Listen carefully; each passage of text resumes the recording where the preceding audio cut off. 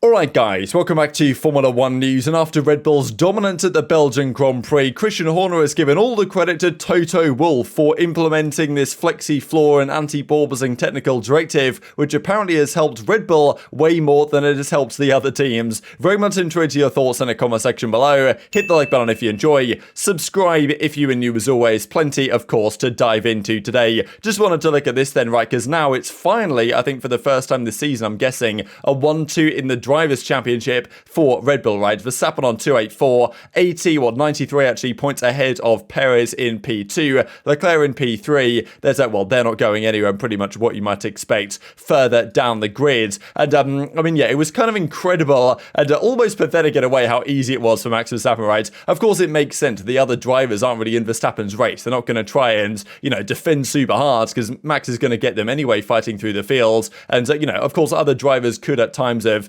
tried harder to defend against him, but it's not going to be worth it because you're just going to compromise your own race by taking suboptimal lines. Better just to let him go and let him get on with it. But I mean, yeah, the fact that I think before the race actually Mercedes said that they thought Verstappen could be in P5 by lap 7, and he actually ended up in P4 by lap 7. I think he would have been P5 if not for Hamilton. Of course, if Hamilton had crashed out, then it'd have been P5, you'd have guessed. So I mean, yeah, Mercedes are pretty much bang on, but it didn't take long. Lap 12 he was in first, and then of course Sainz pitted, retook the lead, and then from lap 18 he went from 14th to first in 18 laps, and then from there of course just drove away from the field and really didn't have to think twice, and even got the fastest lap by like 0.6 of a second, even though Leclerc boxed for soft. So it was an absolute domination from start to finish. Mercedes were like, what's going on? Our pace was nowhere near. Toto Wolff was saying that it was the worst qualifying session he has ever had in 10 years, being 1.8 seconds off the pace, and Russell was 2.1 seconds off Verstappen's pace in quali.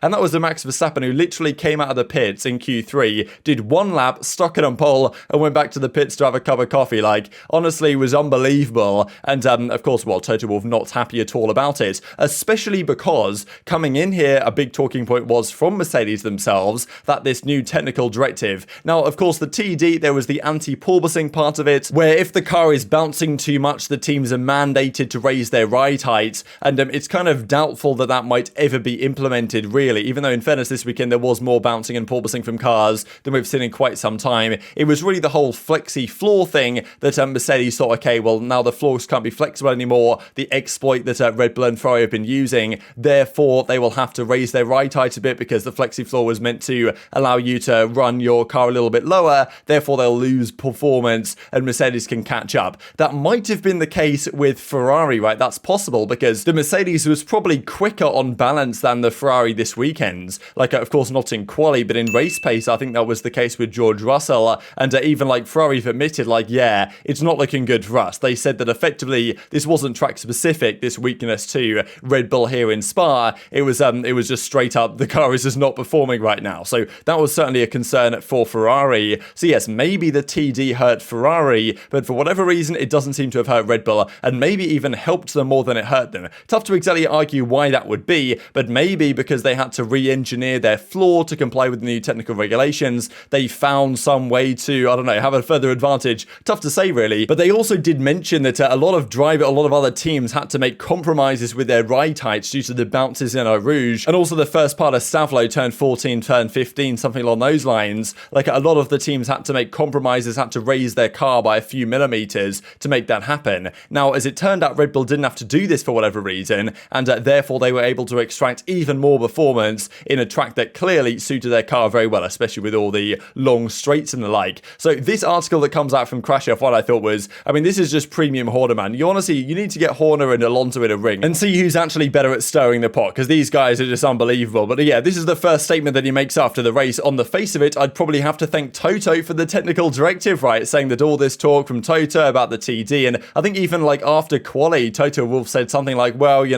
this technical directive that of course he was pushing for, he was like, yeah, well, maybe we shouldn't really be able to make these changes during the season or something. I mean, yeah, I thought it was an interesting comment really when it appeared that it wasn't really helping Mercedes. All of a sudden, the tune changed to a certain extent. But I mean, yeah, Horner says, the circuit played to our strengths, but I think the scary and ominous thing to some degree here was that the Red Bull literally turned up on the Friday and looked this good from minute one of practice, right? And that was a scary thing for the competition because so far this season, there's generally been a situation situation where the Ferrari is usually the better car to just plonk down on any track and it's going to work. The Red Bull has traditionally taken quite a lot of setup adjustments for them to get it right, and if they don't, they can look pretty bad, as they did, for example, in Austria and stuff like this. But this weekend it was good from minute one, and well, good all the way through to the rest of the weekends. And even it goes on to say here that really the technical directive hasn't changed the way they set up their car. A lot was made and a lot of expectation put on that technical directive, so perhaps it's hurt others more than it's hurt ourselves. So we haven't really changed the way we operate the car. So is this like an own goal from Toto Wolff and Mercedes? Like, has it actually hurt Mercedes? Because yes, there's the the flexi floor part of things, which shouldn't really have hurt Mercedes at all because they weren't using it apparently, and it should have really hurt Ferrari and Red Bull. It may have hurt Ferrari, doesn't seem to have hurt Red Bull. And then the other part, of course, is the anti-porpoising thing that still Red Bull didn't suffer with, and really the other cars didn't seem to suffer with either, but there were some, like the Williams, for example, doesn't seem to be great with it, so maybe they'll get hurt. So yes, probably it's going to hurt some of their rivals, but clearly not Red Bull, who of course Mercedes, when they kind of were pushing for this, were probably hoping that it would hurt Red Bull more than most, and it seems to have maybe done the opposite, and Christian Horner is of course going to lap up everything he can as a result of that, with the smug grin that I'm sure he's still got on his face today. And as Giuliano De Kessa says here, kind of from the more Ferrari perspective, that Red Bull were able to use very little front wing without even running into understeer issues. Of course, at Maranello, from the Ferrari perspective, they looked into this and kind of thought, okay, the TD shouldn't really have caused that, and shouldn't have caused the issues with the Ferrari car, but they just didn't generate the amount of downforce, and the wing choice maybe wasn't optimal, so they're going to look into other alternatives really there in terms of what they do going forwards. And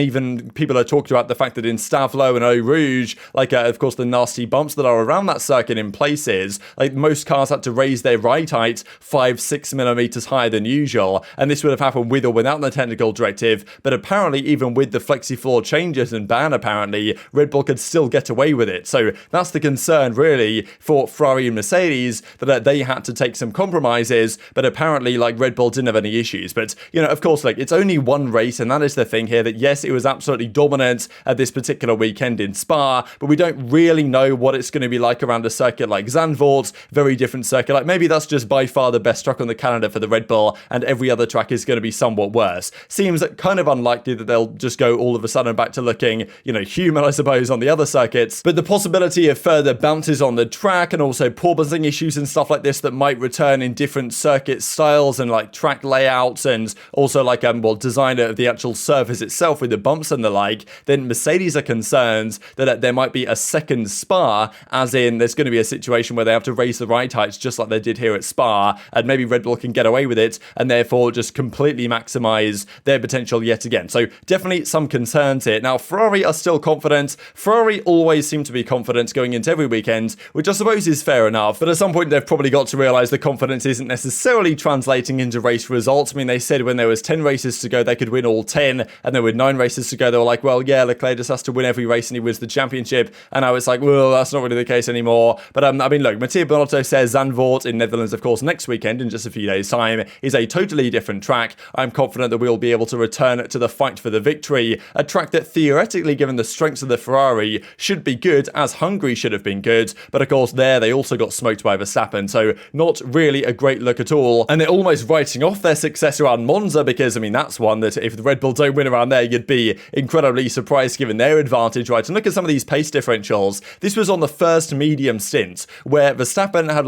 average lap time of 1:52.0, Perez was a few tenths down, and Russell was over a second back, and Carlos Sainz was 1.6 seconds back. So the average difference in race pace between Verstappen and Sainz, in kind of comparing the Red Bull and the Ferrari, was over 1.5 seconds, and that's just absolutely unheard of. Yes, it's a long circuit, but I mean, yeah, that's just absolutely mega, right? So of course we'll see if this replicates anywhere else. And also just to mention this, because as the season has progressed, of course Red Bull are going to develop their car in the favour of Max Verstappen. He likes a more kind of a car that oversteers more than understeers. He likes to be able to turn the wheel, and the car is very responsive at the front end. They seem to have been able to develop that in their car, despite these cars this season being generally slightly more understeery than previous iterations of the car. And Perez is actually saying to Red Bull, yes, please run the cars slightly different so I can prefer. He doesn't mind the understeer. He's more not a big fan of a loose kind of rear end of the car. So he's kind of saying to Red Bull, please, I mean, this performance gap is pretty big now, but it's not because of me necessarily, it's because you're not helping me with the way you're setting up the car. So maybe that's another thing that we shall see as well in the coming coming days. And just to mention this, actually, the second time in Formula 1 history only since 1960 and 1959 with Bruce McLaren, where 2 consecutive Grand Prix were won from, well, P10 on the grid or lower. And yeah, Verstappen managed to do that right here. So crazy scenes. But very much intrigued to your thoughts on all this stuff in the comment section below. Hit the like button if you enjoyed. Subscribe if you are new as always. Take care, and I'll see you next time.